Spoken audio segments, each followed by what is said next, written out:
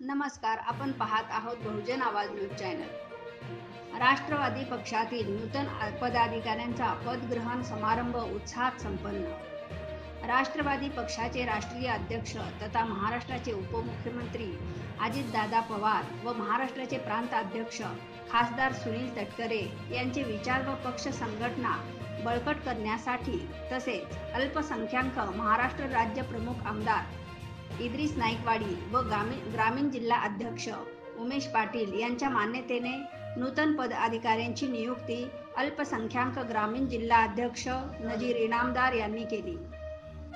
यामध्ये दक्षिण सोलापूर अल्पसंख्याक तालुका अध्यक्षपदी ख जामीन काझी यांची निवड करण्यात आली। अल्पसंख्याक ग्रामीण जिल्हा अध्यक्ष नजीर इनामदार यांनी पत्र देऊन संबंधित नूतन पदाधिकाऱ्यांना त्यांच्या पुढील राजकीय वाटचालीस शुभेच्छा दिल्या।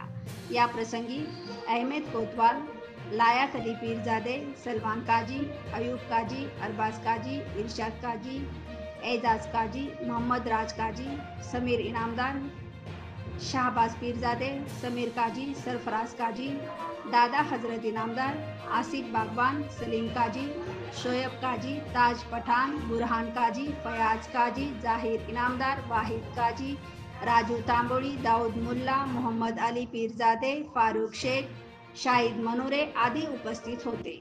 ताज्या घडामोडी जाणून घेण्यासाठी आजच बहुजन आवाज न्यूज चॅनलला लाईक, शेअर आणि सबस्क्राईब करा।